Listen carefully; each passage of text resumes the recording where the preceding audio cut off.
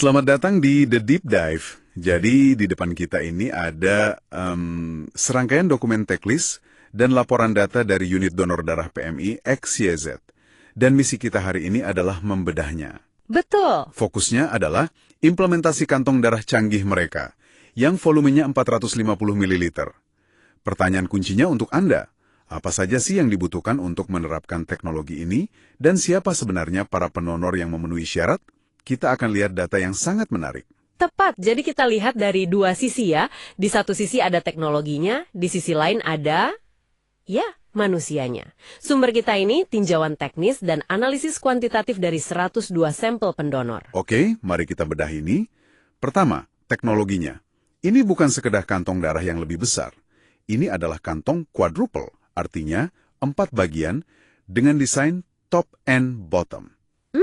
Cara kerjanya, setelah darah disentrifugasi atau diputar dengan kecepatan tinggi, sistem ini bisa memisahkan sel darah merah dan plasma secara bersamaan ke kantong-kantong terpisah. Betul sekali. Hasilnya, katanya komponen darah jadi lebih murni dengan kontaminasi sel darah putih yang lebih rendah. Nah, yang menarik di sini adalah keunggulan utamanya itu kemampuan untuk memproduksi cryoprecipitate. Cryo? Apa itu? Cryoprecipitate. Gini, bayangkan ini seperti endapan protein super penting. Namanya faktor 8 dan fibrinogen. Keduanya krusial untuk pembekuan darah. Oke. Dan tanpa sistem tertutup, seperti kantong quadruple ini, memanennya akan sangat sulit dan berisiko. Ini produk yang bernilai sangat tinggi. Nah, disinilah bagian yang sangat menarik. Karena volumenya 450 ml, ada implikasi medis yang serius kan? Tentu. Ada risiko hipovolemia atau kekurangan volume darah akut jika tidak hati-hati. Betul. Oleh karena itu, ada syarat fisiologis yang sangat ketat. Berat badan pendonor minimal harus 55 kg. Lebih tinggi dari standar donasi biasa ya. Yang 350 ml itu kan cuma 45 kilo. Jauh lebih tinggi.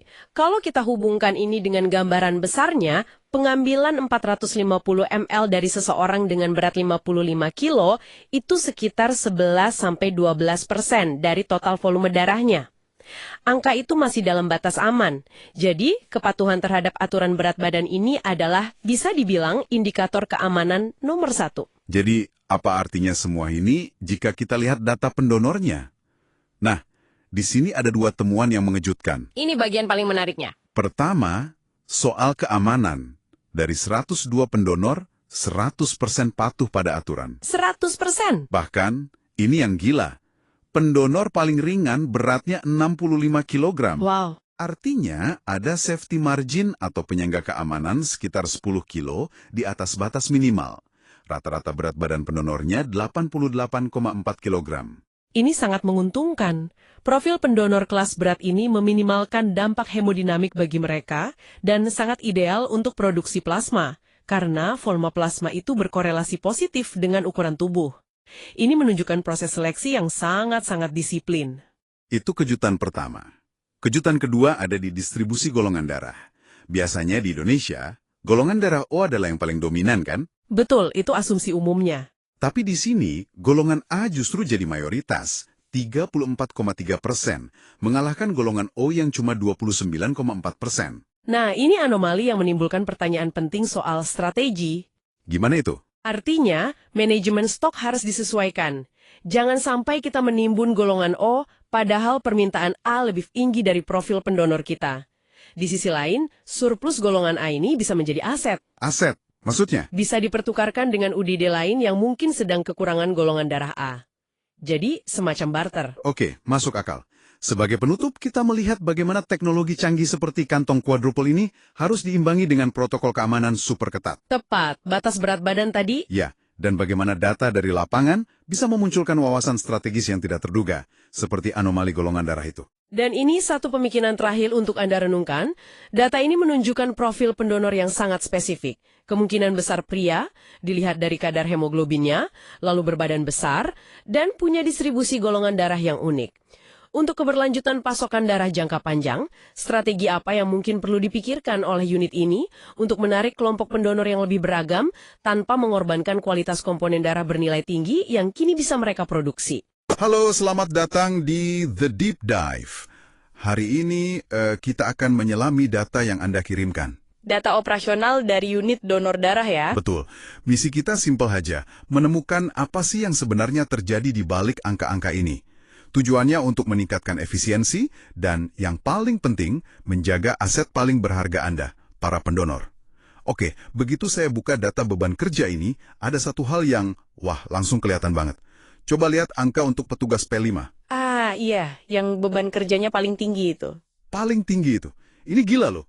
Dia menangani hampir seperempat dari semua transaksi sendirian. Sementara petugas lain kayak P3 itu cuma 5,9%. Rasionya lebih dari 4:1. Dan ini bukan cuma soal adil nggak adil ya. Disinilah risikonya muncul. Data Anda itu kan secara eksplisit menunjukkan Kesalahan fatal gitu. B. Dan ini kayaknya bukan kebetulan. Tunggu, jadi maksudnya ini bisa jadi bukan murni karena P5 ceroboh, tapi karena sistemnya yang bikin dia jadi kewalahan. Persis. Ini mengubah cara kita melihat masalahnya dari kesalahan individu jadi masalah sistemik.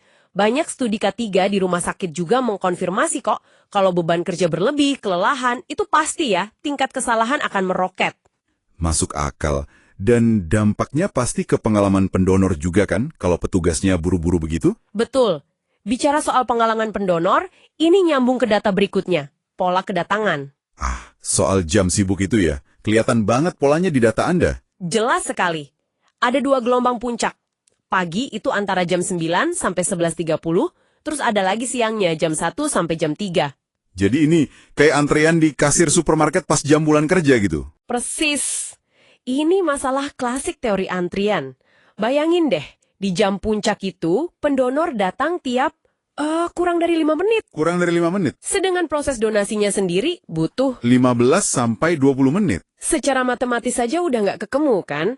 Ini resep pasti untuk penumpukan waktu tunggu yang lama. Dan pendonor yang akhirnya jadi nggak puas. Nah, dari sini kita pindah ke bagian yang menurut saya paling menarik. Oke, ini yang soal berat badan dan HB kan? Saya harus ngaku, saya juga kaget loh lihat datanya. Selama ini saya pikir ada benernya asumsi orang besar darahnya bagus. Itu mitos yang umum banget. Dan data Anda ini, mematahkannya dengan telak. Kasih contohnya deh biar lebih jelas. Oke, di data Anda ada pendonor beratnya 130 kilo, HB-nya atau hemoglobinnya di angka 15,6. Tapi ada pendonor lain beratnya cuma separohnya, 65 kilo. HB-nya malah lebih tinggi. Jadi nggak ada hubungannya sama sekali. Betul, tidak ada korelasi yang bisa diandalkan. Faktor penentu HB itu jauh lebih kompleks, lebih ke soal nutrisi dan genetika. Jadi pesannya jelas, pemeriksaan harus selalu objektif. Oke. Jadi semua ini membawa kita ke mungkin pertanyaan yang paling penting ya. Apa dampak jangka panjangnya bagi para pendonor itu sendiri? Disinilah kita nemu sesuatu yang agak mengkhawatirkan. Betul sekali.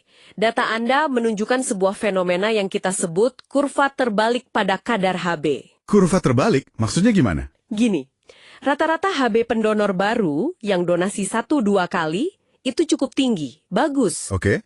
Pendonor menengah 3-5 kali, HB-nya bahkan sedikit naik. Mungkin karena mereka jadi lebih sadar kesehatan. Masuk akal. Nah, ini dia. Rata-rata HB mereka justru menurun kan? Kenapa bisa begitu sih? Dan ini adalah temuan yang paling mengkhawatirkan. Ini adalah tanda-tanda awal depresi zat besi. Setiap kali seseorang donasi, mereka kehilangan sekitar 200-250 mg zat besi. Sebanyak itu ya ternyata? Iya, dan tubuh butuh waktu buat pulih. Jadi pada dasarnya, para pendonor paling setia Anda secara perlahan menguras cadangan zat besi mereka. Tanpa pengelolaan yang baik, mereka berisiko anemia dan akhirnya nggak bisa donasi lagi. Jadi, kita punya 3 temuan besar.